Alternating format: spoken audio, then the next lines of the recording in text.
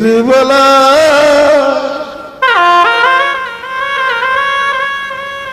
তুলসী তলা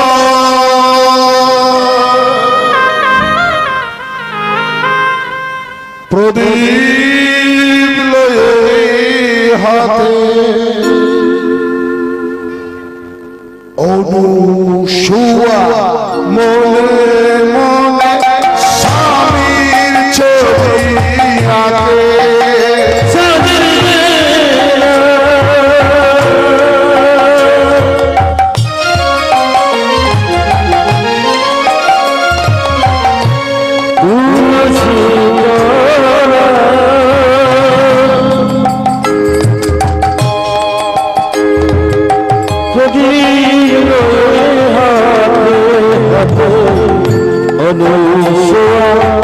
মনে মনে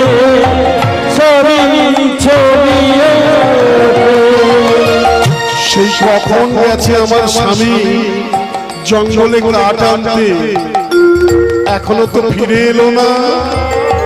স্বামী ফিরে আসলে আমরা তো ভগবানের নাম করব। আমার স্বামী কোথায় গেল? এই যে তিন দেবী যুক্তি করলো না, আর একবার পরীক্ষা নেবে। এই তিন দেবী মিলে ওই কাঠ গুড়িয়ে আসতে বাবা, আস্তে আস্তে ছোট্ট ছোট্ট করে, কেমন ওই যে কাঠ গুড়িয়ে কাঠের বোঝা করেছে ৩৮, মাথায় করে নিয়ে তাড়াতাড়ি করে ফিরছে। সন্ধ্যা হয়ে গেছে, তো সন্ধ্যাকালে তো ভজন সাধন করতে হয়।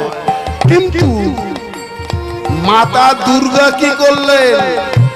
একজন যোগীর বেশ ধরে, একজন মুনির বেশ ধরে ধ্যান করছে রাস্তার মাঝখানে বসে বসে।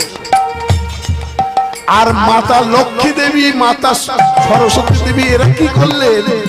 এরা ৩২ শরীরের সমস্ত শক্তিটাকে হরণ করে নিলেন। ৩২ ওই মাথায় কাঠ নিয়ে টলতে টলতে আসছে। তাড়াতাড়ি বাড়ি যেতে হবে, কিন্তু সজোরে ধাক্কা মারলো সেই মুনির গৃহে। মুনির গায়ে যখন পদাঘাত করে উঠলো আসতে, সঙ্গে সঙ্গে চিৎকার করে উঠলো ওই যোগী মুনি, পাপিষ্ঠ, আমি ধ্যান করছি আর তুই আমার গায়ে পদাঘাত করলি কাঠের বোঝা নিয়ে। আমি তোকে অভিশাপ দিলাম, আজ থেকে 15 দিনের মধ্যে তোর সমস্ত শরীরে গলিত কুষ্ঠ ব্যাধি হবে। আর এই গলিত কুষ্ঠ ব্যাধি যখন তোর পুরো শরীরে ছড়িয়ে পড়বে, যেদিন 15 দিনের পরে প্রথম সূর্যোদয় হবে সেদিন তোর মৃত্যু হবে। চিৎকার করে উঠল ৩২, শরীরে ক্ষমতা নেই, মায়ার প্রভাবে শরীর থেকে সমস্ত ক্ষমতা বেরিয়ে গেছে। সঙ্গে সঙ্গে সেই যোগীর পায়ে ধরে বলছে, যোগীবর আমি বুঝতে পারিনি কখন যে তোমায় ধাক্কা মেরেছি, আমি জানি না। না না, একবার মুনির কথা যদি মুখ থেকে বেরিয়ে যায় সে অভিশাপ ফেরাতে পারবো না। তবে বলি শোন, ঘরে যদি তোর সতী পতিব্রতা স্ত্রী থাকে সেই তোকে রক্ষা করতে পারবে। এসব তো জানে না অনুসুয়া।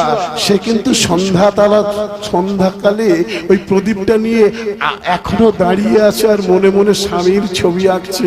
প্রদীপটা কিন্তু ধরে আছে। সাজির বেলা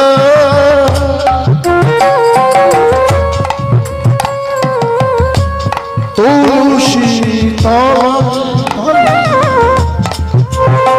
ফিরে এসো স্বামী, সেই তুমি কখন গেছো এখনো প্রদীপ লয়ে হাতে অনুসুয়া মনে মনে স্বামী ছবি ফিরে এসো স্বামী, ফিরে এসো স্বামী, এসো স্বামী, ফিরে এসো স্বামী।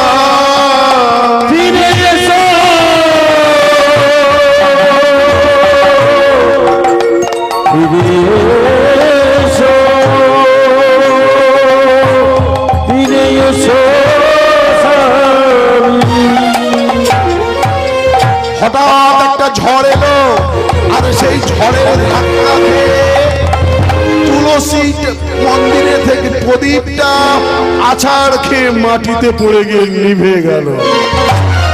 বিপদের সঙ্গে স্বামী, কোথায় আছো তুমি? তাড়াতাড়ি ফিরে এসো। স্বামীর কথা চিন্তা করতে করতে কখন যেন মূর্ছা গেল অনুসুয়া দেবী।